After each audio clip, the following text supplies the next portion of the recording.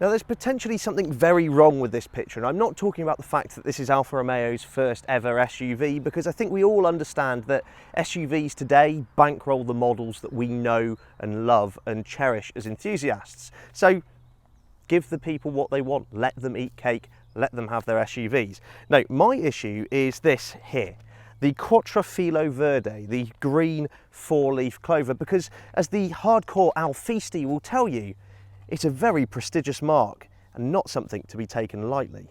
The iconic clover's origin comes courtesy of Alfa works driver Ugo Sivocchi, also known as l'Eterno Secondo, or the Eternal Second. This was due to his luck in motorsport not always lasting. However, it was Ugo who gifted Alfa Romeo with its first international race victory in the 1920s, his car wearing the clover for good luck. Sadly, Sivocchi died in a later racing incident, with his car notably lacking the lucky charm. Ever since, high-performance Alfas have carried the Quadrifoglio out of respect and to bring good fortune. So clearly this Stelvio needs to be more than simply a good SUV. It needs to be a great Alfa Romeo to justify even wearing that badge. Thankfully, the headlines make for positive reading. Under the bonnet, we've got a 2.9 litre twin-turbocharged V6 engine developed by ex-Ferrari engineers. That's hooked up to a lightning-fast 8-speed automatic transmission and an advanced all-wheel drive system that's capable of sending 100% of the power rearward. Clearly, engineers keen to promote some of that Alfa magic in the chassis. Now that engine is actually the same unit out of the fantastic Alfa Romeo Giulia Quadrifoglio. But in this guise, it produces clear of 500 horsepower and is capable of getting this car from 0 to 62 miles per hour in 3.8 seconds and onto a top speed of 176 miles per hour. Now that is supercar shaming figures. In fact, it also shames its closest competitor, the Porsche Macan. As an SUV, the Stelvio ticks all of the boxes with its high driving position and large boot, seating for 5, so on and so forth. But we're not here to mark this car on how family friendly it is. We're here to see whether it lives up to the legacy. And thankfully, it does.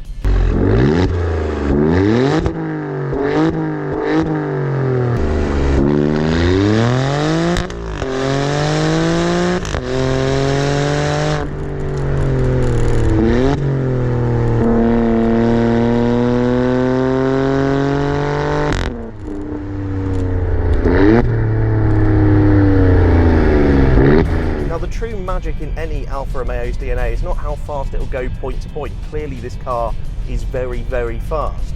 Alarmingly so, actually, in some cases. I put my mother in that seat last week and she actually ended up being sick 5 minutes later in a pub car park.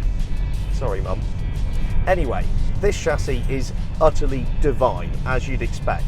As I've said, it's all-wheel drive, and its ability to shuffle the power around as and when needed and be rear-wheel drive bias means that the whole car is very eager to pitch in for a corner. The ride is firm but not totally uncomfortable that you couldn't use it every day. But this also results in a really compliant chassis going through the bends. You don't have all of this wayward roll that you would expect in such a high-riding car. The Pirelli tyres do a good job of chewing on the tarmac, and the steering is wonderfully direct, if not totally vibrant with feel. The car is really surprisingly chuckable for its size, and, dare I say it, great fun, not just for an SUV, but grin-inducing full stop. It actually becomes a bit of a game to thread this thing through some really tight corners as fast as you dare, playing with these large, almost Ferrari-inspired aluminium paddle shifters, trumpeting a tune as you go along. It is utterly, utterly charming and totally intoxicating. I think I've offended my neighbours a few times by absolutely belting past, just enjoying the music this thing makes. For a turbocharged motor, it sounds fantastic. Something that this specific Stelvio Quadrifoglio has optioned is the carbon ceramic brakes, and it's something I'd definitely recommend having. Whilst I haven't tried the steel equivalents, I have to say these stoppers bring things to a halt immediately, and I think when you're travelling so quickly in a vehicle of this size, having that confidence to push on and then know that it will stop in time is all important to extract the maximum from the performance of the car. Now, as some of you might be expecting, this being an Italian-built Alfa Romeo, it does have some, let's call them Alphaisms. Stuff like the stop-start system that just makes up its own mind and sometimes doesn't respond to throttle inputs at all. You have some slightly questionable creaky switchgear down here, which maybe isn't befitting of a car of this age. And don't even get me started on the arthritic electric tailgate that takes, well, anywhere between a week and a month to open or close. While the Porsche inevitably does those day-to-day things better and has less of those little niggles that might get on your nerves, the Alfa Romeo has something that the Stuttgart-built machine doesn't: charisma. This thing is brimming with charisma. Everything from the way that it interacts with the driver to the way that people respond to it as it goes past.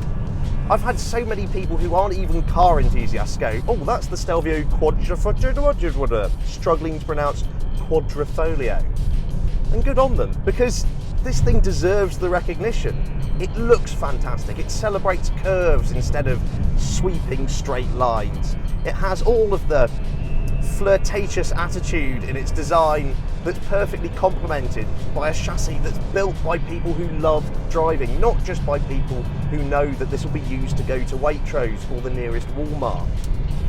Me personally, I'd still have the Giulia Quadrifoglio over the Stelvio, but if you must have an SUV, then this is the one that's going to make you smile the most.